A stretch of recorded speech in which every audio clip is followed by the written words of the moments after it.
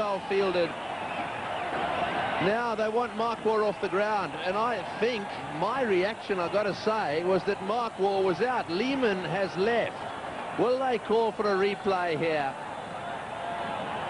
I agree totally. My initial reaction was that Darren Lehmann had gone past Mark Waugh. And Ganguly's quite right to ask, but I guess once the umpire's made a decision, Tendulkar, Ganguly, they're all saying, hey, and Mark Waugh's getting involved in the conversation. If I were Mark Waugh, I'd be walking well away from this conversation because he can only lose. If they call for the third umpire, I would suggest that Mark Waugh is in trouble. Now, the umpires are going to confer whether they can actually call for the replay, Green. Well, I mean, the object of the exercise here should be to get it right. This is actually a very significant point. It looks as if they're going to ask for it. There's been no signal here. So it may well be that we as a television company will be asked to supply some replays if possible here. Bear in mind that we haven't got any pictures or any cameras exactly square. We've got them in line with the stumps for the runouts. And this is where sometimes it's just a little bit unfair, where we're expected to be the adjudicator here. This could be significant, as David Hooks pointed out.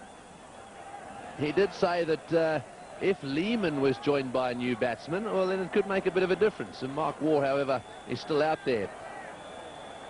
Now then, did they cross? Now, you've got to get two things. You've got to bear two things in mind here.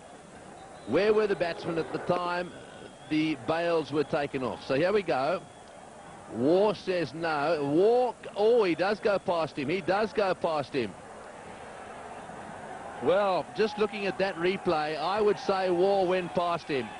This could be interesting. Lehmann may have to come all the way back out here. Waugh was adamant, said, no, I didn't go past him.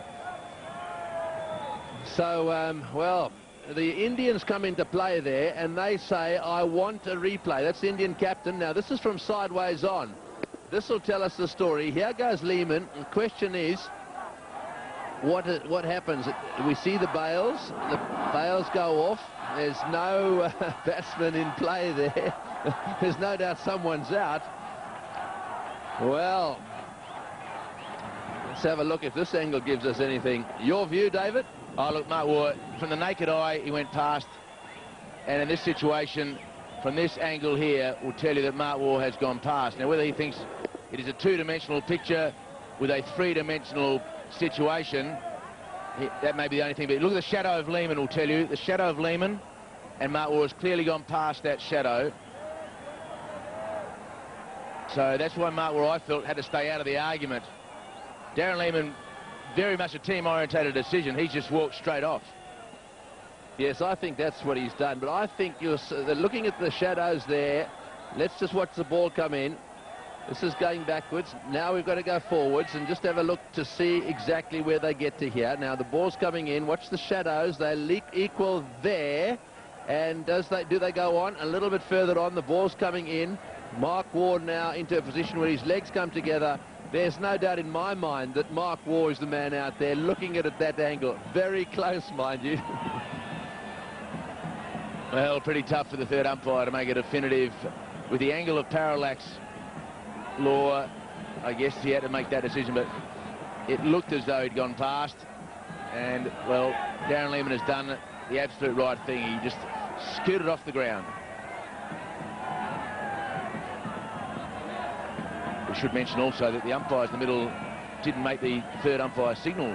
Really, did they? They just picked up their walkie-talkies.